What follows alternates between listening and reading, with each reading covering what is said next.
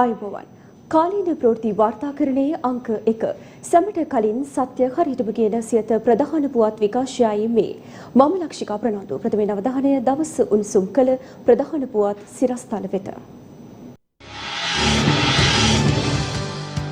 හෙට රාත්‍රී 11 සිට සඳුදා අලුයම 4 දක්වා දිවයිනටම බලපෑවැත්වෙන පරිදි සංචරණ සීමා අත්‍යවශ්‍ය සේවා පවත්වාගෙන යා හැකි එන්නත්කරණයට බාධාවක් නැහැ යුද හමුදාපති කියයි. නව මාර්ගෝපදේශ මාලාවක් නිකුත් වෙයි. නිවසින් පිටවීම යලි හැඳුනුම්පතේ අවසන් අංකය ඔත්තේ ඉරට්ටේ පිළිවෙලට. මේගේ පුද්ගලයෙකුගේ දේහය පිළිබඳ අවසන් කටයුතු පැය 24ක් තුල විවාහ උත්සව බැහැ. ගිවිස ගැනීම ඥාතීන් 15 දෙනෙකුට සීමා විය යුතුයි. රාජ්‍ය සහ පෞද්ගලිකාංශයේ අවශ්‍යම කාර්ය මණ්ඩලය පමණයි. විකල්පය නිවසේ සිට වැඩ කිරීම. සේරුවාවිල රජමහා විහාරාධිපති හිමියන් කොරෝනා වැළඳී ඉන්දියාවේදී අපවත් වෙයි. නැගෙනහිර පළාත් ආණ්ඩුකාරවරියටත් කොරෝනා. ඊයේ දිනේ මෙරටින් තවත් කොවිඩ් ආසාදිත මරණ 23ක්. සමස්ත මරණ සංඛ්‍යාව 850 දක්වා ඉහළට. අඛණ්ඩව තෙවන දිනටත් 2500ක් වූ ආසාදිතයින්. වැඩිම රෝගීන් යලිත් කොළඹින්. ගාල්ලේ අප්‍රේල් මාස 29 වනදා PCR ප්‍රතිඵල තවම ලැබිලා නැහැ. මහජන සෞඛ්‍ය පරීක්ෂකවරුන්ගෙන් ප්‍රබල චෝදනාවක්. ඉන්දියාවේ කොවිඩ් ප්‍රභේදය ලොව රටවල් 44ක පැතිර ගොස් ඇති බව ලෝක සෞඛ්‍ය සංවිධානය කියයි. ලෝපුරා කොවිඩ් ආසාදිතයින් කෝටි 16 ඉක්මවයි. අදට වඩා තත්ත්වය හෙට භයානකයි. රට වැසිය යුතුමයි. පාර්ලිමේන්තු මන්ත්‍රී රාජිත කියයි. අභියෝගාත්මක වුවද අනාගත පරපුර වෙනුවෙන් ගත යුතු ක්‍රියාමාර්ග ක්‍රියාත්මක කළ යුතුයි. ජනපති අවධාරණය කරයි. ප්‍රථමයෙන් දේශීය පුවත් හෙට රාත්‍රී 11 සිට එළඹෙන සඳුදා අලුයම 4 දක්වා බලපැවැත්වෙන පරිදි මුළු දිවයිනටම සංචරණ සීමා පනවන බව යුද හමුදාපති ජෙනරාල් ශවේන්ද්‍ර සිල්වා මහතා පවසනවා. කෙසේ වෙතත් එන්නත්කරණයට මෙය කිසිදු බාධාවක් නොවන බවයි යුද හමුදාපතිවරයා වැඩිදුරටත් සඳහන් කළේ.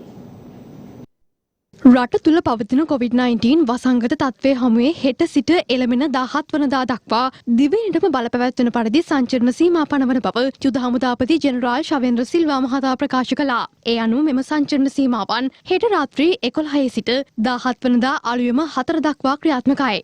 අදාළ කාලය තුළ ගමනාගමන කටයුතු සඳහා අවසර හිමිවන්නේ අත්‍යවශ්‍ය සේවා හා ආහාර ද්‍රව්‍ය බෙදා හැරීමේ කටයුතු සඳහා පමණයි. මෙලෙස සංචරණ සීමා හෙට දිනේ සිට ක්‍රියාත්මක වුවද කොවිඩ් එන්නත්කරණයට මෙම සංචරණ සීමා බල නොපැවැත්වෙන බවයි යුද හමුදාපතිවරයා වැඩිදුරටත් ප්‍රකාශ කළේ. ඒ අනුව තමන්ට අදාළ ස්ථානයට ගොස් එන්නත ලබා ගැනීමට අවස්ථාව හිමිවන බවත් මේ ගත් ක්‍රියාමාර්ගය තුළින් එන්නත් කරන කටයුතු තවදුරටත් වේගවත් වනු ඇති බවයි යුද හමුදාපතිවරයා විශ්වාසය පළ කර සිටින්නේ. මේ සම්බන්ධයෙන් පොලිස් මාධ්‍ය ප්‍රකාශක නියෝජ්‍ය පොලිස්පති අජිත් රෝහණ මහතා අද පැවති විශේෂ මාධ්‍ය හමුවකදී මෙලෙස අදහස් පළ කළා. සෑම දිනකම රාත්‍රී කාලේ 11ත් පාන්දර 4ත් අතර කාලයේදී ඇදිරි නීතිය නෙමෙයි ක්‍රියාත්මක වන්නේ. නමුත් වාහන ගමනාගමනය යම් ආකාරයකට සීමා වීමක් සිදු වෙනවා. වාහන ගමනාගමනය සීමා වෙන්නේ අත්‍යවශ්‍ය කටයුතු සඳහා නොවේ. සාමාන්‍යයෙන් එදිනෙදා සිදුවන අත්‍යවශ්‍ය කටයුතු ද්‍රව්‍ය ප්‍රවාහනය, එළවලු ප්‍රවාහනය, ආහාර ද්‍රව්‍ය ප්‍රවාහනය, ඒ පළාත තුල තිබෙන යම්කිසි ආකාරයක රාත්‍රී මගී ප්‍රවාහන රථ ඒවා ක්‍රියාත්මක වීමට හැකියාවක් තිබෙනවා. හැබැයි ඒ හැරුණුකොට වෙනත් කටයුතු සඳහා ගමන් කිරීමේ හැකියාවක් නැහැ. කුලී රථ යොදා ගනිමින් එසේත් නැතිනම් වෙනත් ආකාරයක පුද්ගලික ගමන් මෙම කාලය තුල සපුරා තහනම් වෙනවා. අත්‍යවශ්‍යම රාජකාරියක් අත්‍යවශ්‍යම පාරිභෝගික සේවාවක් සඳහා සේවය සපයන වාහන වලට පමණයි ගමන් කිරීමට හැකියාවක් ලැබෙන්නේ. ඒ වගේම පුද්ගලයන්ගේ සංචරණය මෙම කාලය තුල සම්පූර්ණයෙන්ම සීමා වෙනවා. මීට අනුගතව කටයුතු කළ යුතුයි. මෙය ශ්‍රී ලංකාව පුරාම සෑම පළාතක් ආශ්‍රිතවම ක්‍රියාත්මක වෙනවා. නමුත් අත්‍යවශ්‍ය සේවා වගේම යම් කිසි කෙනෙකුට ඒ අවස්ථාවේදී රෝහලට යන්න අවශ්‍ය නම්, ගැබිනි මාතාවක් නම්, හෘද රෝගියෙක් නම් මෙම සීමාවන් බලපාන්නේ නැහැ. නමුත් අනිත් සියලුම දෙනාට මේ සීමා ඒ ආකාරයටම බලපැවැත්වෙනවා. පවතින COVID-19 වසංගත තත්ත්වයේ හමුවේ ඊයේ මධ්‍යම රාත්‍රියේ සිට පළාත් අතර සංචරණ සීමා පනවනු ලැබුවා. ඒ අනුව දිවයිනේ පළාත් මායිම් අතර පොලිස් මාර්ග බාධක යොදා ආරක්ෂාව තර කර තිබුණේ මේ ආකාරයෙන්.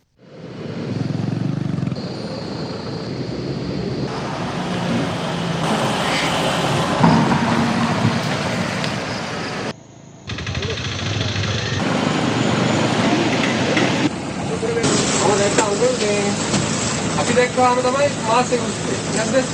හා? පොලිසිය නිසා කොරෝනා වෙන්නේ නැහැ අංකල්. හරිද? පොලිසියෙන් කොරෝනා බව වෙන්නේ නැහැ. ඒකින්ද මේ අපි විතරක් මේ මාසෙ උස්සන්න එපා. මාසෙක අමතක දාගෙන ඉන්න. මේ අතර අද උදෑසන සිට ක්‍රියාත්මක වන පරිදි දිස්ත්‍රික්ක 6කට අයත් ප්‍රදේශ කිහිපයක් හුදකලා කෙරුණා.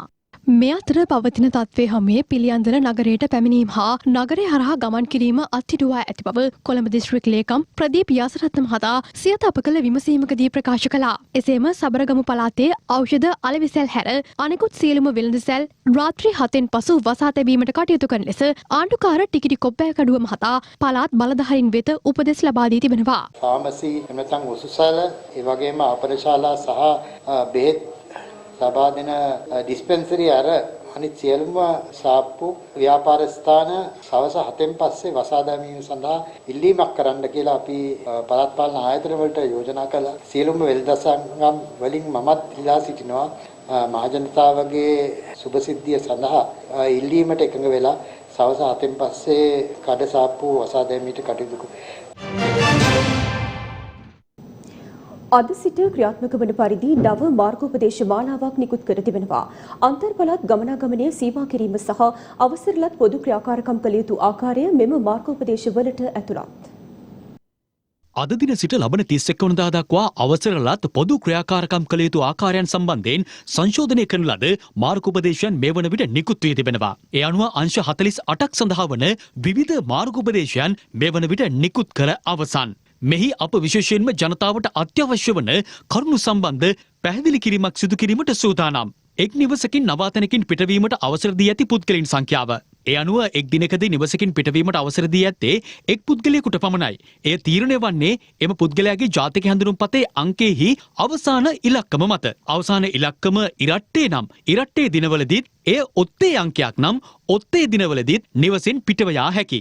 අත්‍යවශ්‍ය රාජකාරී කටයුතු එවැගේම තමාගේ එදිනෙදා රාජකාරීන්ට වාර්තා කිරීම රාජකාරීන් පිටවීම ඇරුණුකොට වෙනත් කටයුතු සඳහා මාර්ගයට එනවනම් විශේෂයෙන්ම බඩු භාණ්ඩ මිලදී ගැනීම සඳහා එවැනි අවස්ථාවකදී හැඳුනුම් පතේ අංකය අනුව තියන අය පමණයි ගමන් කළ හැකි. මේ අංකය අනුව යනුවෙන් අදහස් වෙන්නේ හැඳුනුම් පතේ අවසාන අංකය. එහෙම නැත්නම් පාස්පෝර්ට් එකේ අවසාන අංකය, රියදුරු බලපත්‍රයේ අවසාන අංකය, ඔත්තු අංකය තිබෙනවා නම් එවැනි අයට විශේෂයෙන්ම එම අවස්ථාවේදී ගමන් කිරීමට හැකියාවක් තිබෙනවා ඔත්තු අංකයේ සහිත දිනයක. උදාහරණයක් හැටියට අද දිනය මැයි මාසේ 12 වෙනිදා. දැන් අද දිනේදී ගමන් කර හැකි වන්නේ තමන්ගේ හැඳුනුම්පතේ අවසාන අංකය 2, 4, 6 හෝ 8 තියන අයට පමණයි.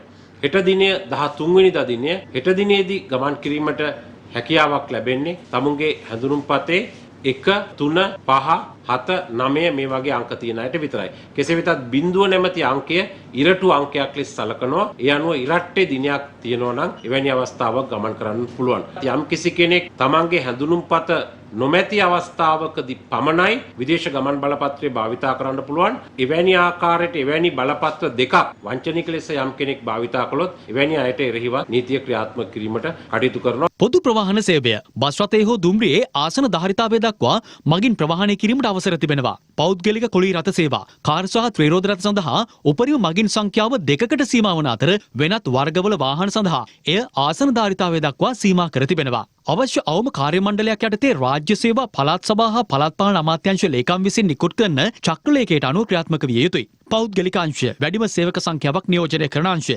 අවශ්‍යම අවම කාර්ය මණ්ඩලය සමග ක්‍රියා කිරීමට අවසර ඇති අතර හැකි සෑම විටම නිවසේ සිට වැඩ කිරීමට විකල්පයක් ලබා ගත යුතුයි. රැස්වීම ආයතනීය සේවකින් පමණක් උපරිමයෙන් පුද්ගලයන් 10කට සීමා කොට අත්‍යවශ්‍ය රැස්වීම පැවැත්වීමට අවසර තිබෙනවා. සුපිරි වෙළඳසැල් වර්ගට එම ස්ථානයේ සිටිය හැකි ඉඩ ප්‍රමාණයෙන් 25%ක ඉඩ ප්‍රමාණයක් පිරෙන ආකාරයට ගනුදෙනුකරුවන් ඇතුළත් කරගත හැකි. පුද්ගලයෙකුට ඇවිදීමට හැකි ඉඩ ප්‍රමාණය වර්ග මීටර 1.5ක ප්‍රමාණයක් යයි සැලකිය හැකි. COVID-19 ආරක්ෂා වීමට ගත හැකි සියලුම ක්‍රියාමාර්ග ගත යුතුයි. ආයතනයක් තුළට ඇතුළත් කරගත හැකි පුද්ගලයන් සංඛ්‍යාව ආයතනයේ පිටත ප්‍රදර්ශනය කළ යුතුයි. මීට අමතරව සාප්පු සංකීර්ණ, මූල්‍ය ආයතන, බැංකු, මූල්‍ය සමාගම්, උකස් මධ්‍යස්ථාන, රෙදිපිලි සාප්පු, සිල්ලර වෙළඳසැල් ඒ තුලත් මේ ආකාරයෙන්ම කටයුතු කළ යුතුයි.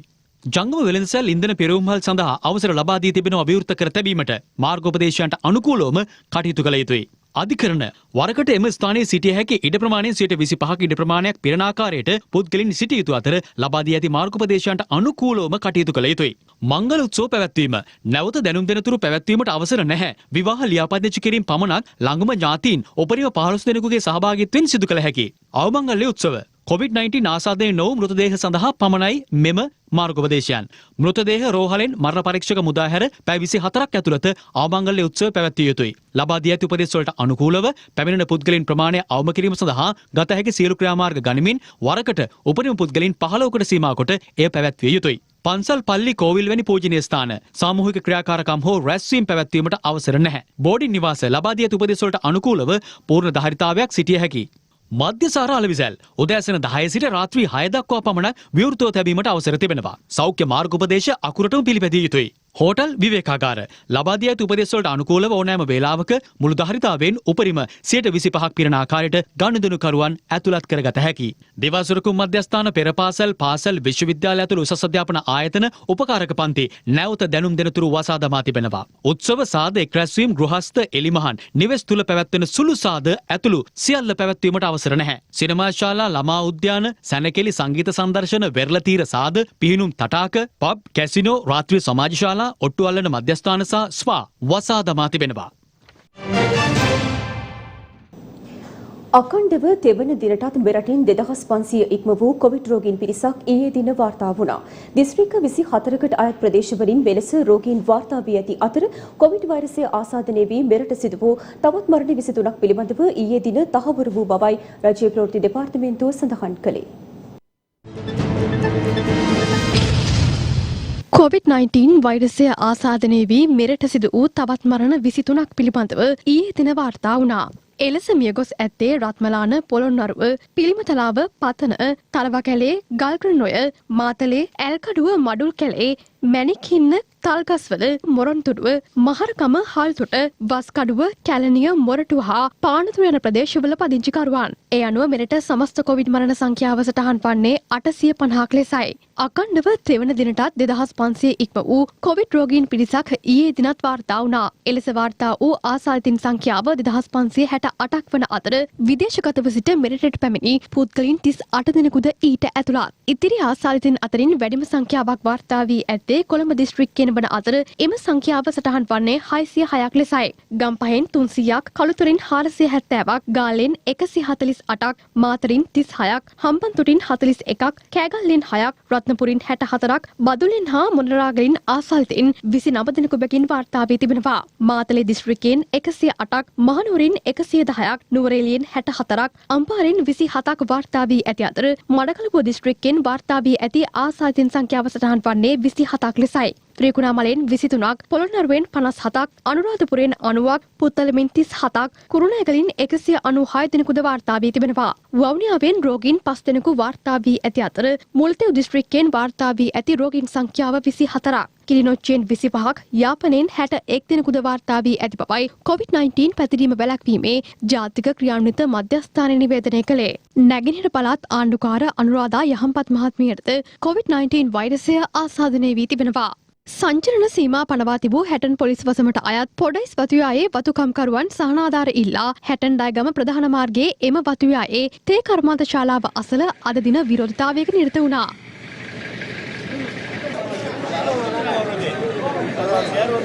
සමතින්දරාරියවත් ගාමනලාවල කවුරුවත් මොනවද අහන්නේ නැහැ අපි ගැන. ඒවා හොයන්න කියන තමයි අපි කියන්නේ. ඒවා ජනාධිපතිතුමාටත් මම කියනවා මේක අපි ගැන පොඩ්ඩක් සොයලා බලන්න කියලා. මම දැන් අපි දවස් මේ 10කට වඩා ඉන්නකොට අපිට කවුරුත් වැඩට ගියෙත් නැහැ. උදාහරණයක් වශයෙන් කියනවා නම් බබෙක් ඉන්න ගෙදරට කිරිපිටි එකක්වත් නැහැ. නමුත් මේ ගැන රජයේ නිලධාරී හොයලා බලන්න ඕනේ. ඒකට හරි උත්තරයක් අපිට දෙන්න ඕනේ කියලා තමයි අපි මේ උද්ඝෝෂණය කරන්නේ. මේ අතර ගාල්ල දිස්ත්‍රික්කයේ මහජන සෞඛ්‍ය පරීක්ෂකවරුන් අද වෘත්තීය ක්‍රියාමාර්ගයක නිරත වුණා. PCR පරීක්ෂණ ක්‍රියාවලිය අත් වශයෙන්ම මේ පරිපාලකයන් විසින් කිසියම් ව්‍යාකූල තත්ත්වයක් මතු කරලා තිබෙනවා. PCR පරීක්ෂණ වල ප්‍රතිඵල ඇතම් පරීක්ෂණ ප්‍රතිඵල ගාල්ල දිස්ත්‍රික්කයේ අප්‍රේල් මාසයේ 29 වෙනිදා ගත වූ ප්‍රතිඵල තාම නිකුත් කළ නැහැ. දින 13ක් ගත වෙලා අවසానයි. මේ PCR ලබාගත් රෝගීන් තාම නිවෙස් වල නිරෝධාන ඉන්නවා. ඔවුන් දන්නේ නැහැ ඔවුන්ට රෝගය ගොදුරු වෙලාද නැද්ද කියලා. ඔවුන් රෝහල ගත කරන්න ඕනේ නැද්ද කියලා මහජන සෞඛ්‍ය පරීක්ෂණ ගැටලුව විමසනවා. ඔවුන්ගේ නිරෝධාන කාල සීමාව අවසන් වෙලා ඔවුන්ට නිරෝධාන නිදහස් වෙන්න මහජන සෞඛ්‍ය පරීක්ෂණ කතා කරනවා. මහජන සෞඛ්‍ය පරීක්ෂණ දැඩි අපහසුතාවයකට පත් වෙලා තිබෙනවා. මේකට ප්‍රධාන වශයෙන් හේතුවක් වෙලා තිබෙන්නේ මේ ගාල්ල දිස්ත්‍රික්කයේ PCR සාම්පල් කිරීම නිරෝධාන කටයුතු සිදු කිරීම ආදී කටයුතු වලදී මේ විශේෂයෙන් PCR සාම්පල් කිරීමේ ක්‍රියාවලිය සංවිධානය කරන අයගේ සංවිධානය කිරීමේ දුර්වලතාවය. ඒ මත මේ ගැටලු විශාල ප්‍රමාණයක් මතුවලා තිබෙනවා. මේ අතර කොවිඩ් ආසාදනය වූ අසාධ්‍ය රෝගීන්ට ඔක්සිජන් සැපයීමට අවශ්‍ය සීළු පහසුකම් මේ වන විට රෝහල් වෙත ලබා දීමට සෞඛ්‍ය අමාත්‍යාංශය කඩිනමින් පියවර ගෙන තිබෙනවා. ඒ අනුව සෞඛ්‍ය අමාත්‍යාංශ ප්‍රතිපාදනය යටතේ රුපියල් මිලියන 650ක් වටිනා හයිප්‍රෝ ඔක්සිජන් යන්ත්‍ර 612ක්, ඔක්සිජන් කන්ටේනර් 200ක්, මල්ටිපෙරා මොනිටර්ස් 385ක්, සිලින්ඩර් පම්ප් 410ක් සහ ඉන්ෆියුෂන් පම්ප් 400ක් දිවයිනේ කොවිඩ් ප්‍රතිකාර මධ්‍යස්ථානවලට ලබා දී ඇති බවයි සෞඛ්‍ය අමාත්‍යාංශය නිවේදනය කළේ. සෞඛ්‍ය අමාත්‍යාංශ ප්‍රතිපාදනවලට අමතරව ලෝක බැංකු අරමුදලේ කොවිඩ් මර්ධනය සඳහා ක්ෂණික ප්‍රතිචාර සහ සෞඛ්‍ය පද්ධති පෙර සූදානම් ව්‍යාපෘතිය මගින් රුපියල් මිලියන 386ක් වටිනා ඔක්සිජන් සැපයුම් උපකරණ වලින් පළමු තොගය වන සිරින්ජන් පම්ප් 500ක්, හයිෆ්ලෝ ඔක්සිජන් යන්ත්‍ර 40ක් සෞඛ්‍ය අමාත්‍ය පවිත්‍රා වන්‍යාරච්චි මහත්මිය වෙත අද පෙරවරුවේ ජීව වෛද්‍ය ඉංජිනේරු අංශයේදී බහර දෙනු ලැබුවා. දැනට අපි සතුව හයිෆ්ලෝ ඔක්සිජන් මැෂින් 350ක් පමණ තිබෙනවා. තවත් හයිෆ්ලෝ ඔක්සිජන් මැෂින් 350ක් මේ වන විට අපි ඇනවුම් කරලා තියෙනවා. ඊට අමතරව තවත් මේ හයිෆ්ලෝ ඔක්සිජන් මැෂින්ස් 700ක් ඕඩර් කරලා තියෙනවා. මමත් ඇත්තටම අසාධ්‍ය තත්ත්වයට පත්වෙච්ච රෝගියෙක් COVID-19 නිසා ඒ වෙලාවේ මගේ දිවි ගලවා ගැනීමට උපකාර වෙච්ච ප්‍රධානම උපකරණය තමයි මේ හයිෆ්ලෝ ඔක්සිජන් මැෂින්.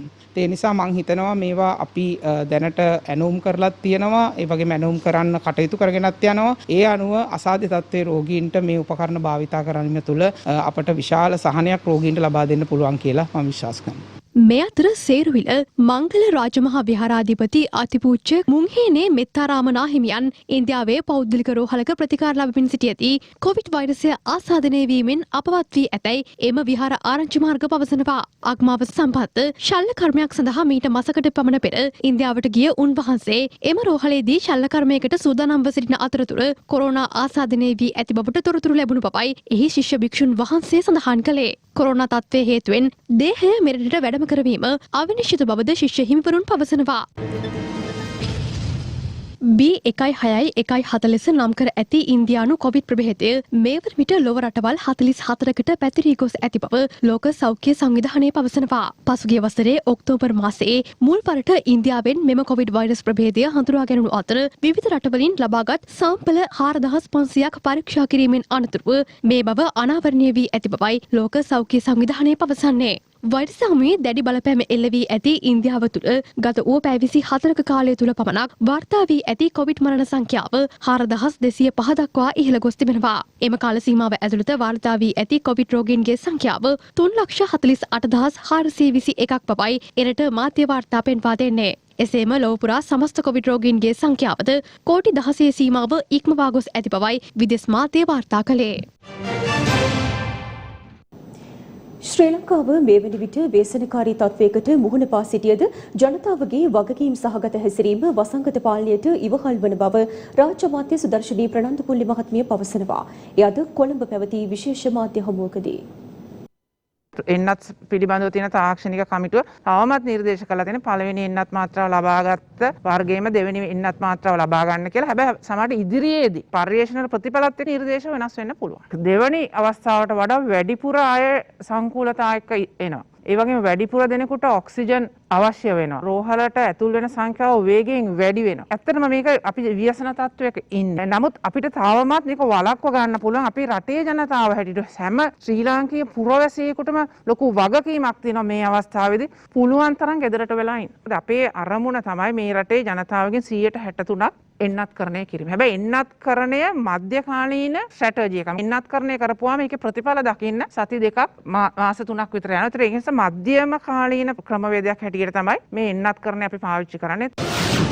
මේ දක්වා කරපු පර්යේෂණ වලින් ඉන්දියානු ප්‍රභේදය හමු වෙලා තියෙන්නේ එක පුද්ගලයෙකුගේ පමණයි. ඒ නිරෝධායන වෙමින් සිටි පුද්ගලයා ඉන්දියානු ජාතිකයෙක්. ඔහු අපේ රටේ රැකියාව සඳහා පැමිණි පුද්ගලයෙක්. ඔහු නිරෝධායන වෙමින් සිටිද්දී හඳුනාගත්තු නිසා එතනින් ඔහුව ප්‍රතිකාර මධ්‍යස්ථානයකට ඇතුල් කරලා ප්‍රතිකාර අවසානයේ ඔහුගේ PCR පරීක්ෂණයකින් ඔහු තවදුරටත් වෛරසය ඔහුගේ ශරීරයේ නැහැයි කියලා තහවුරු කළාට පස්සේ එතනදී තවත් කාලයක් නිවසේම රැඳී ඉඳලා ඊට පස්සේ තමයි ඔහු තමුන්ගේ රැකියාවට ගිහින් තියෙන්නේ. ඒ ප්‍රභේදයේ පුද්ගලයාගේ අඳුනගත්තට ඒයින් අපේ සමාජයට ඇතුල් වීමට අවදානමක් නැහැ. නමුත් අපි වැදගත්ම දේ තමයි මතක තියාගන්න ඕනේ යම්කිසි විදියකින් අපිට හඳුනා ගන්න බැරුව අපේ මගහැරිලා කොයි මොහොතක හරි මේ ප්‍රභේද අපේ සමාජයට ඇතුල් වෙන්න පුළුවන්. මේ අවුරුද්දේ මස්ජිද් වල ඊද් ප්‍රයාස කරන්න අනුමැතිය නැහැ. කලින්ම කියලා තියෙන විදිහට ගෙවල් වල ඊද් ප්‍රයාසක කරගන්න පුළුවන්. කිසිම තැනක එක්රස් වෙලා ඒක කරන්න පෙළඹන්න එපා. තමන්ගේ පවුලත් එක්ක ගෙවල් වලම ඕක කරගන්න. ඊද් උත්සවය අපි හැම හැමෝම ඉතාමත් වගකීමෙන් සහිතව සමරලා මේ කොවිඩ් වසංගතය පාලනය කරගන්න ශ්‍රී ලංකා රජයට උදව් කරමු. සංචරණ සීමාවන් කිරීම යම් ආකාරයකට මේ කටයුත්තට වැදගත් වෙනවාය කියන එක ලෝකයේ පුරා පිළිගත් ක්‍රමවේදයක්. සමාජ ආර්ථික ක්‍රියාවලියට අවම හානියක් වෙන පරිදි සංචරණ සීමාවන් කරගෙන යෑමේ ආරම්භයක් හැටියට මේ ආකාරයට සිද්ධ වෙනවා. මේක සමාලෝචනයට ලක් කරලා මේකත් අයින් කරන්න ඕන වුණොත් අපි ඒක අයින් කරන විදිහට අපේ නිර්දේශය આવනවා. මේකට වඩා තීව්‍ර කරන්න ඕන වුණොත් අපි ඒකත් ඒ විදිහට කරනවා. ජාත්‍යන්තර හෙද දිනය අදට යෙදී තිබෙනවා. ඒ වෙනුවෙන් සියත අප තබන සටහනක් දැන්.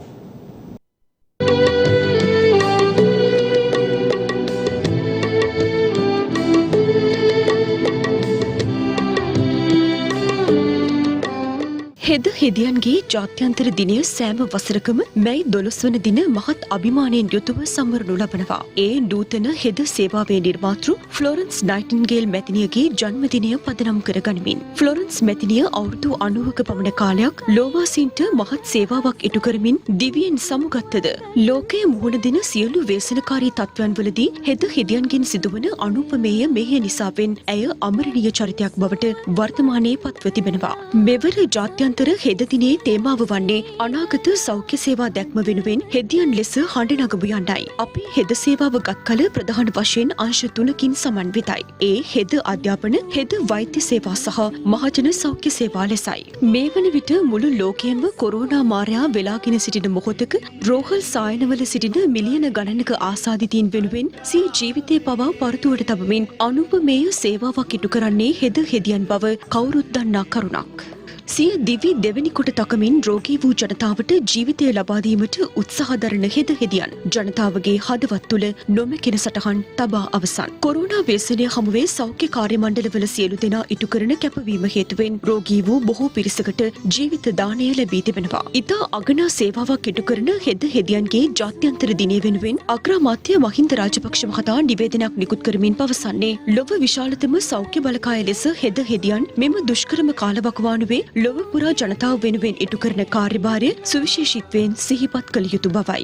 ශ්‍රී ලංකීය හෙද හෙදියන්ට ශක්තියක් වීමට රජයක් ලෙස සෑම විටම සූදානම් බවත් අග්‍රාමාත්‍යවරයා සිය නිවේදනයෙන් පෙන්වා දී තිබෙනවා. ශ්‍රී ලංකාව ඇතුළු ලොව පුරා රෝහල්වල කොවිඩ් වසංගතයෙන් පීඩා විඳින ආසාදිතයින් මෙන්ම අනිකුත් සියලුම රෝගීන් සුවපත් කිරීම සඳහා කැපවන සමස්ත හෙද හෙදියන්ට සිය ගෞරවය පිරිනමන අතර ජනතාව වෙනුවෙන් ඔවුන් ඉටු කරන කාර්ය පෙරටත් වඩා හොඳින් ඉටු කිරීමට අවශ්‍ය ශක්තිය ධෛර්යය ප්‍රාර්ථනා කරන බවයි අග්‍රාමාත්‍යවරයා සිය නිවේදනයෙන් පවසන්නේ.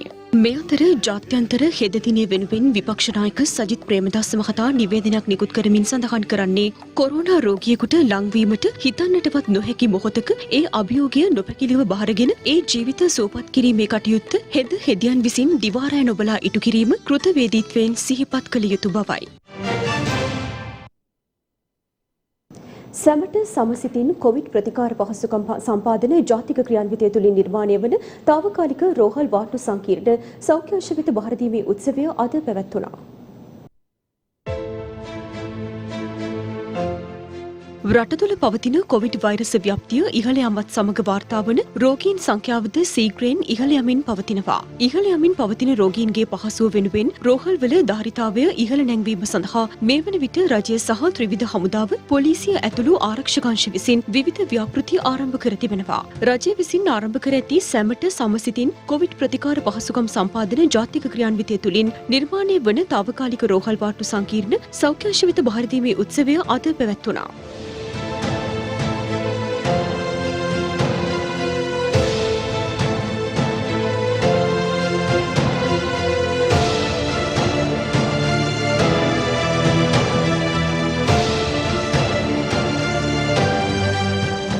මේ අතර බේරුවල අඹේපිටිය ජාමියා නලීමා විද්‍යාපීඨයේ ඇඳන් 300කින් සමන්විත කොවිඩ් අන්තර් ප්‍රතිකාර මධ්‍යස්ථානයක් ඉදිකිරුණු අතර ඒ සඳහා පළමු වරට රෝගීන් 20 දෙනෙක් ඇතුළත් කර ගැනීමට නියමිතයි. එම ප්‍රතිකාර මධ්‍යස්ථානයේ කටයුතු නිරීක්ෂණය කිරීම සඳහා රාජ්‍ය අමාත්‍ය පියල් නිශාන්ත මහතා අද පැමිණියා. රෝහල් වලට අඩුපාඩුවක් පවතින ඇඳන් නිර්මාණය කිරීමේ කටයුතු මේ වන විට තරුණ ප්‍රජාව විසින් ආරම්භ කර තිබෙනවා. එහි තවත් වැඩසටහනක් කුරුණෑගල තරුණ ප්‍රජාව එක්ව සිදු කර ඇති අතර ඒ සම්බන්ධයෙන් සොයා බැලීම සඳහා ක්‍රීඩා අමාත්‍ය නාමල් රාජපක්ෂ මහතා අද කුරුණෑගල නගර සභා පරිශ්‍රයට පැමිණියා.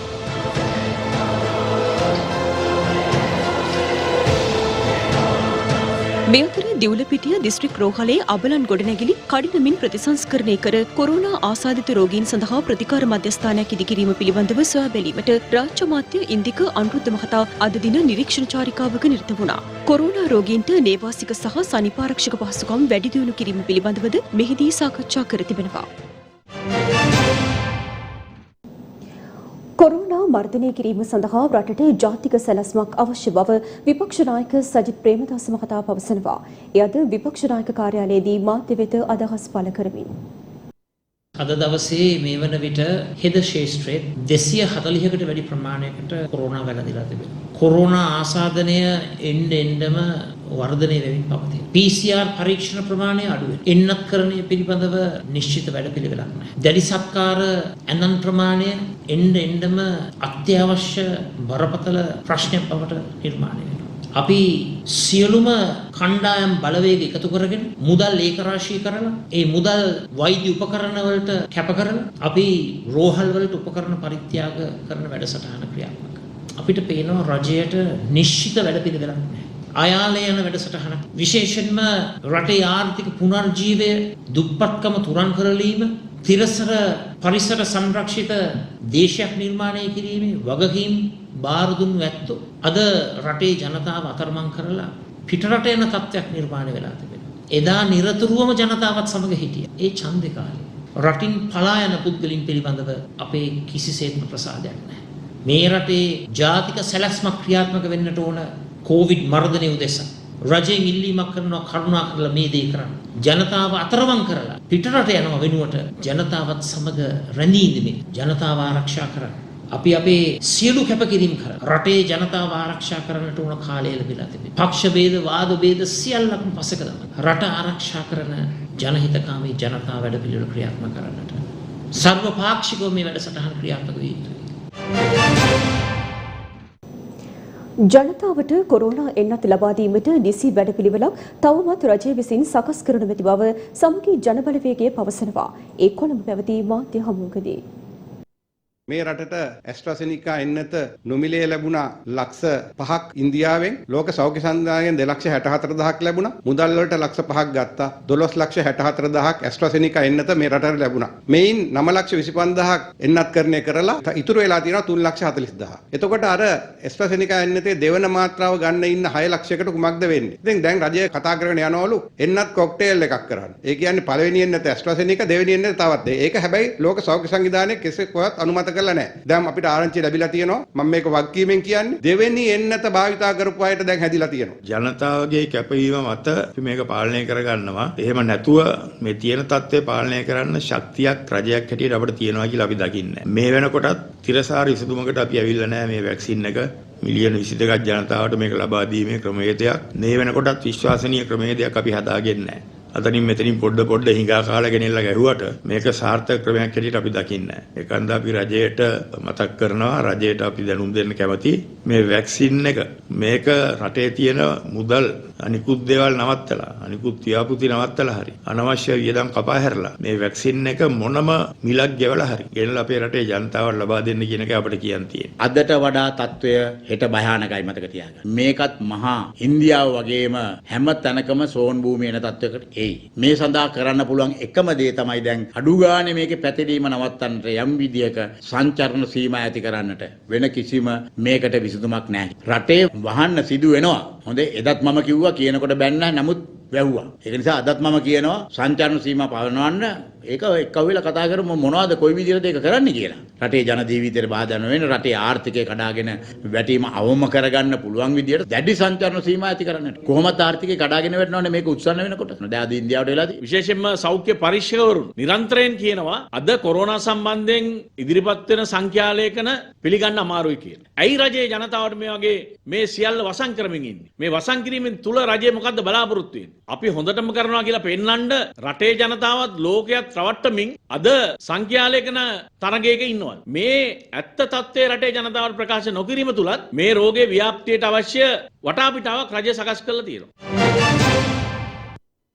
ආභනික පොහොර භාවිතයේදී අස්වැන්න අඩු වී ආදායමේ වෙනසක් වුවහොත් සහතික මිල ඉක්මවා වී මිලදී ගැනීමට රජය සූදානම් බව ජනාධිපති ගෝඨාභය රාජපක්ෂ මහතා පවසනවා. දේශගුණික විපර්යාසයන්ට තිරසර විසඳුම් සහිත හරිත ශ්‍රී ලංකාවක් ඉදිකිරීමේ ජනාධිපති කාර්යසාධක බලකායේ හමුවකට එක්වෙමින් ජනාධිපතිවරයා මේ බව සඳහන් කළා. අපේ ප්‍රතිපත්ති ඉදිරියට ගෙන යාම වගේම අනාගත පරම්පරාව වෙනුවෙන් කළ යුතු දේවල් ඉතාමත්ම අභියෝගාත්මක ක්‍රියාවන් කරන්නට අපහසුයි නමුත් කළ යුතු දේවල්. අපි බලාපොරොත්තු වෙන්නේ මේවා හරි විදියට ක්‍රමවේදයන් යොදවලා ක්‍රියාවට නගන්නට තමයි මේ කාර්යසාධක බලකාය පත් කරේ. මේකෙදි විවිධ දේවල් කියනවා අස්වැන්න අඩු වෙයි, ගොවියාගේ ආදායම අඩු වෙයි. උංග අයගේ මතයක එහෙම වෙන්නේ නැහැ.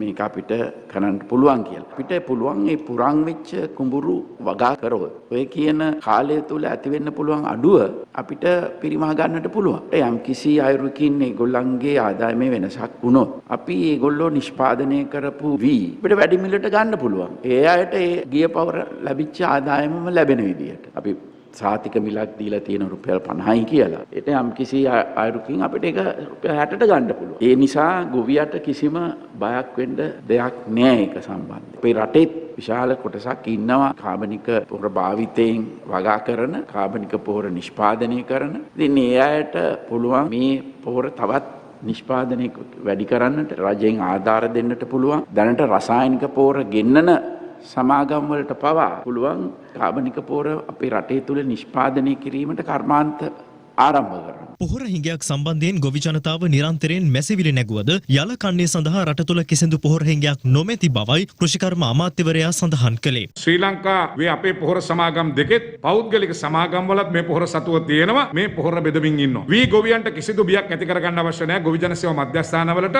යල කන්නේට අවශ්‍ය මෙට්‍රික් ටොන් 3,85,000 සියලුම ගොවි ජන සේවා මධ්‍යස්ථාන වලට යවලා තිනවා. කිසිම වී ගොවියෙකුට යල කන්නේ පොහොර හිඟයක් ඇති වෙන්නේ නැහැ. ඒ වගේම අනෙකුත් භෝග සඳහා යම් පොහොර හිඟයක් ඇති වෙලා තියෙනවා. ඒක අපි පිළිගන්නවා. ඒකට හේතුව තමයි පොහොර වෙලෙන්දන් විසින් මේ පොහොර හංගලා වැඩි මිලට විකුණන්න උත්සාහ කරනවා. මේ හංගලා තියෙන සියලු පොහොර අපි තොගේ එළියට දානවා. කෙසේ වෙතත් ප්‍රමාණවත් ලෙස රට තුළ පොහොර නොමැති මොහොතක රසායනික පොහොර නැවැත්වීම තුළින් ගොවීන් අසරණ වී ඇති බව පාර්ලිමේන්තු මන්ත්‍රී චන්දිම වීරක්කොඩි මහතා සඳහන් කළා. මේ මොහොත වෙන විට පොහොර ගන්න නැහැ. ඉතින් එතකොට අපි ගොවීන් හැටියට මුහුණ දීලා තියෙන තත්ත්වය අතිශය භයංකරයි. භාගයට වැවිල්ල කරගෙන යන අතරේ රසායනික පොහොර නවත්තනවා. ඉතින් ඒතකොට රසායනික පොහොර නවත්තනවා නම් වෙළඳපොලේ තියෙන්න ඕන කාබනික පොහොර. අපි හරිම කැමති කාබනික පොහොර වෙළඳපොලේ තියෙනවා නම් රසායනික පොහොර පැත්තකින් තියලා කාබනික පොහොර ගන්න. නමුත් ගන්න පොහොරක් නැත්තම් අපට වෙන්නේ ගොවින් හැටියට බෙල්ලේ වැල දා ගන්නද කියන එක අද අපෙන් මිනිස්සු අහනවා. ජාතික වෙසක් උත්සවය වෙනුවෙන් නිකුත් කළ සමරු මුද්දර අග්‍රාමාත්‍ය මහින්ද රාජපක්ෂ මහතාට පිළිගැන්වීම අද සිදු කෙරුණා. ජාතික වෙසක් උත්සවය වෙනුවෙන් නිකුත් කළ සමරු මුද්දර ත්‍රිත්වය මුල්දින කවරය සහ සිහිවටන පත්‍රිකාව ජනමාධ්‍ය අමාත්‍ය කෙහෙලිය රඹුක්වැල්ල මහතා විසින් අද දින අර්ලියගහ මන්දිරයේදී අග්‍රාමාත්‍ය මහින්ද රාජපක්ෂ මහතාට පිළිගන්වනු ලැබුවා. මෙවර ජාතික වෙසක් උත්සවය උතුරු පළාතේ පිහිටි ඓතිහාසික නාගදීප රජමා විහාරස්ථානය කේන්ද්‍ර කර ගනිමින් පැවැත්වීමට නියමිතව තිබුණා. ඒ අනුව මෙවර ජාතික වෙසක් උත්සවයේ සමරු මුද්දර සඳහා ඓතිහාසික වටිනාකමකින් යුත් උතුරු සහ නැගෙනහිර පළාත්වල බෞද්ධ සිද්ධාස්ථාන වල චිත්‍ර යොදාගෙන තිබෙනවා. වවුනියාව සපුමල්ගස්කඩ විහාරය, යාපනය කදුරුගොඩ විහාරය සහ වවුනියාව මඩුකන්ද දළදා විහාරය කේන්ද්‍ර කර ගනිමින් මුද්දර නිර්මාණ ශිල්පී පාලිත ගුණසිංහ මහතා මෙම සමරු මුද්දර නිර්මාණය කර තිබෙනවා. රුපියල් 10, රුපියල් 15 සහ රුපියල් 45 මුදල් වටිනාකමකින් යුතු මුද්දර 3ක් මෙහිදී නිකුත් කෙරුණා. මෙම අවස්ථාවට ගංගාරාම විහාරාධිකාරී ආචාර්ය පූජ්‍ය කිරින්දේ අස්සජි ස්වාමින් වහන්සේ ඇතුළු මහා සංඝරත්නය වැඩම කර සිටි අතර අමාත්‍යවරුන් වන ජී.එල්. පීරිස්, අජිත් නිවාඩ් කබ්‍රාල් සහ තැපැල්පති රංජිත් ආරියරත්න මහතා ඇතුළු නිලධාරීන් පිරිසක් එක්ව සිටියා. පසුගිය රජය විසින් රණවිරුවන් වෙනුවෙන් දිවි ඇතිතෙක් වැටුප් ලබා දීම ප්‍රතික්ෂේප කළද මේ වන විට වත්මන් රජය එම වැටුප් ලබා දීමේ කටයුතු සකස් කර ඇති බව හෙළ රණවිරු බලමුළුව පවසනවා. ඒ අද කොළඹ පැවති මාධ්‍ය හමුවකදී අපිට කනගාටුයි කියන්නේ එදා යහපාලන ආණ්ඩුව අපි දිවියත් එක්ක වැටුපිල්ලුවාම අපිට ලැබුණේ එදා කඳුළු ගෑස් ප්‍රහාර සහ බැටන් ප්‍රහාර. ඕක තමයි යහපාලන ආණ්ඩුවෙන් අපිට ලැබුණ එකම දිවියත් එක්ක වැටුප. එදා යුද්ධ කරලා අතපය අයිමිලා සමහර රණවීරෝ මිය ගිහිල්ලා කරපු සේවයට කෘතගුණ සලකන්නට අපේ නායකයෝ අද අපිට උදව් උපකාර කරලා තිනවා. ආබාධි රණවීරවන්ට සහ මියගිය රණවීරවන්ගේ යපෙන්නන්ට දිවි අතිතෙක් වැටුප 55 වනතුරු වැටුප සහ 55න් පසුව බිරින්දෑවරුන්ට වැටුප ලබා දීමට කටයුතු කරලා තිනේ. ඒ වගේම තමයි මියගිය රණවීරවන්ගේ දෙමාපියන්ට රුපියල් 25000ක දීමනාවක් ලබා දෙන්නට කටයුතු කරලා තිනවා. ඇත්තට මට අද හරිම සන්තෝෂයි. මොකද මගේ ඇහැක් නැති වුණත් එදා අපේ අවාසනාවට ඒ තිබිච්ච බලධාරීන් ඒ ගැන බැලුවේ නැහැ. ඒ තරමටම අපි දිහා බැලුවේ වෙනම රටකින් ආපු වෙනම නිකම් අරගල කරන LTT කාර්යවන්ටත් අන්තයි. ඉතින් එහෙම එකේ වර්තමාන ජනාධිපතිතුමාට මම පින් දෙනවා. මේ සියලු රණවිරුවන් බලාගන්න එතුමා ආරක්ෂක ලේකම්තුමා ඇතුළු කණ්ඩායම විශේෂයෙන්ම කටයුතු කරලා තිනවා. අත් දෙක ඇල්ල වැදලා අවංකව පින් දෙනවා. ඒ තරම් මේ රණවිරුවන්ට කර කැපකිරීම වෙනුවෙන් ලංකාපුරා කටකතා පතුරවනවා දේශපාලන පක්ෂ වලින් කට්ටිය යොමු කරලා කොටිම කියනවා නම් විපක්ෂයෙන්. හින්දා මම මේ වෙලාව විදිහට රණවිරුවන්ගෙන් ඉල්ලීමක් කරනවා කිසිම දෙයකට මේ වෙලාවේ මුලා වෙන්න එපා. තාම අවසර දීලා නැහැ ගෙවන්න පටන් ගන්න. දැන් ක්‍රියාත්මක වෙලා තියෙන්නේ. කොයි වෙලාවෙ හෝ සමහරට අද හැන්දෑව වෙනකොට වෙන්නත් පුළුවන් ජනාධිපතිතුමා ඕටරේ දුන්නා නම් හෙට ඉඳන් ගෙවන්න පටන් ගන්න වෙනවා. ඒ හින්දා ඒගොල්ලොන්ට කියලා තියෙන දේ ඇප්ලිකේෂන් ටික එකතු කරලා වැඩේ පටන් ගන්න කියලා ආරක්ෂක ලේකම් දැන් කිව්වොත් දැන් කතා කරලා දැන් වැඩේ පටන් ගන්න කියලා වැඩේ කරගෙන යනවා. දැන් දන්න ලෝකයේ නොදන්න තොරතුරු සොයා යන Do You Know?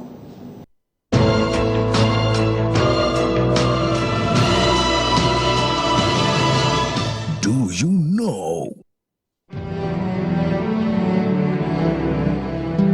මුළු ලෝකයේම ගෝලීය වෛරසයකට මුහුණ පා සිටින මේ මොහොතේදී Do You Know තුලින් අපි අද කතා කරන්නේ ලොව දරුණුතම වසංගත පිළිබඳවයි. එපිඩමික්. එහෙමත් නැත්නම් වසංගත ලෙස හඳුන්වන්නේ කෙටි කාලයක් තුල ජනගහනයක විශාල පිරිසකට බෝවන රෝගයක් වේගයෙන් පැතිරීමයි. ග්‍රීක ජාතික වෛද්‍යවරයෙකු වූ හිපොක්‍රටිස් ඇතැම් අවස්ථාවලදී වසංගත වේදෙහි පියා ලෙස හැඳින්වෙනවා. රෝග ඇතිවීම හා ඒ අවට පරිසරයෙහි ඇති බලපෑම පිළිබඳව ඇති සම්බන්ධතාවය මුල්වරට නිරීක්ෂණය කළ පුද්ගලයා වන්නේ ඔහුයි. ඔහු විසින් යම් කිසි ප්‍රදේශයකට පමණක් ආවේනික වූ ඒකදේශික රෝග තත්ත්වයන් සහ වසංගත රෝග යන සොයා ගැනීම සිදු කරනු ලැබුවා. මෙවන විට ලෝකයේ දරුණු ගණයේ වසංගත බොහෝමයක් පවතිනවා. මහාමාරිය, වසූරිය, කොලරාව, ඉන්ෆ්ලුවෙන්සා, HIV, AIDS, SARS හා MERS, COVID-19 වෛරසය ඒ අතරින් ප්‍රධානයි. මහාමාරිය වසංගතය පිළිබඳව මුලින්ම වාර්තා වුණේ ක්‍රිස්තු වර්ෂ 541දී. වසර 2000ක් තුලදී මිලියන 100 ගණනකට මේ වසංගතය හේතුවෙන් ජීවිත අහිමි වී තිබෙනවා. වසූරිය 1520දී මුලින්ම වාර්තා වුණා. වෙරියෝලා මයිනර් නම් වූ වෛරසය මෙහි රෝගකාරකය බවටයි හඳුනාගෙන තිබෙන්නේ. මිලියන 350ක් පමණ පිරිසක් වසූරිය වැනදී මියගොස් ඇති බවයි ලෝක සෞඛ්‍ය සංවිධානයේ දත්තයන් පෙන්වා දෙන්නේ. 1797 වසරේදී කොලරාව වසංගතයක් ලෙස ලෝකයේ පුරා පැතිර ගියා. ලෝක සෞඛ්‍ය සංවිධානය පවසන්නේ අපවිත්‍ර ආහාර හෝ පානීය ජලය නිසා මෙම වසංගතය හටගන්නා බවයි. ස්පාඤ්ඤ උණ ලෙස හැඳින්වෙන්නේ ඉන්ෆ්ලුවෙන්සා රෝගයයි. 1918 වසරේදී ඉන්ෆ්ලුවෙන්සා වසංගතය පිළිබඳව හඳුනා ගැනුණා.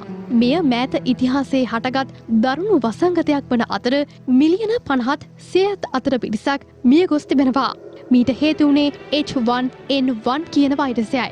HIV AIDS 1981 වසරේදී මෙම වසංගතය පිළිබඳව හඳුනා ගන්නවා. HIV වෛරසයෙන් වඩාත්ම බලපෑම් එල්ල වෙන්නේ මානව ප්‍රතිශක්තිකරණ පද්ධතියටයි. SARS හා MERS වසංගතය කොවිඩ් වෛරසයේ හේතුකාරක වූ පළමු මාරාන්තික වසංගතය මෙය වනවා. ලෝක සෞඛ්‍ය සංවිධානයේ තත්ත්වයන්ට අනුව 2002 හා 2003 අතර කාලයේදී මෙම වෛරසයෙන් 800කට වඩා වැඩි පිරිසක් මරණයට පත්ව තිබෙනවා. COVID-19 මාරාන්තික වසංගතය ආරම්භය සටහන් වුණේ 2019 වර්ෂයේදී. SARS-CoV-2 ලෙසින් හැඳින්වෙන මෙම වෛරසය 2003 වසරේදී මත වූ SARS වෛරසයෙන් පරිණාමය වූ අනුවාදයක්. කෝටි 16කට අධික ජනගහනයකට මෙය ව්‍යාප්ත වී ඇති අතර රටවල් 225කට අධික සංඛ්‍යාවකට මේ වන විට ව්‍යාප්ත වී අවසන්. COVID-19 වෛරසයේ විකෘති ප්‍රභේද 10ක් පමණ හඳුනාගෙන ඇති බවයි ලෝක සෞඛ්‍ය සංවිධානය පවසන්නේ. Do you know? දැන් රටවටා පුවත් කිහිපයක් කෙටියෙන්. ශ්‍රී ලංකා ප්‍රමිති ආයතනයේහි නව සභාපතිවරයා ලෙස වෛද්‍ය නිහාල් ජයතිලක මහතා පත් කර තිබෙනවා. අවිසාවේල්ල සහ ඒ අවට ප්‍රදේශවල ජනතාවට සෞඛ්‍ය සේවා සැපයීම සඳහා රුපියල් ලක්ෂ 13කට අධික වටිනාකමකින් යුත් CPAP යන්ත්‍රයක් සහ මල්ටිපැරා මොනිටර් යන්ත්‍රයක් පරිත්‍යාග කිරීම අවිසාවේල්ල දිස්ත්‍රික් මහරෝහලේදී සිදු කෙරුණා. ඒ විදුලි සංදේශ නියාමන කොමිෂන් සභාවේ නියෝජ්‍ය අධ්‍යක්ෂ මේනකා පතිරණ මහත්මිය ඇතුළු මිතුරු සංගමේ මූලිකත්වයෙන්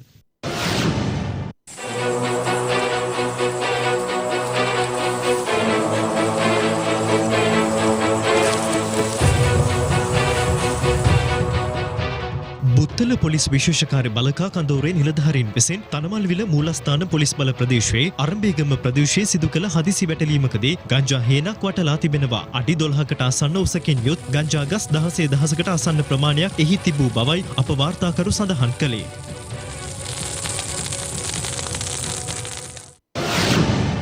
කළුතර කොට්ටාස අපරාධ විමර්ශන ඒකකයේ නිලධාරීන්ට ලද තොරතුරකට අනුව මතුගම ඕවිටිගල ප්‍රදේශයේ නිවෙස්වලට පැන භාණ්ඩ සොරා ගන්නා මද්‍රව්‍යවලට ඇබ්බැහි වූ පුද්ගලයෙකු අත්අඩංගුවට ගෙන තිබෙනවා. ප්‍රධාන පුවත් විකාශය අවසන්. තවත් උණුසුම් පුවත් දැනගැනීම සඳහා පිවිසෙන්න ලංකාවේ අංක 1 සිංහල වෙබ් අඩවිය www.siyathanews.lk අපගේ වෙබ් අඩවිය වෙත. අප යලි ඔබ හමුවන්නේ රාත්‍රී 9:35ට. ඔබට සුබ සන්ධ්‍යාවක්. දිනපතා අලුත් වීඩියෝ සහ ප්‍රවෘත්ති නැරඹීමට ඉහත බටන් එක ක්ලික් කර සියත TV සබ්ස්ක්‍රයිබ් කරන්න.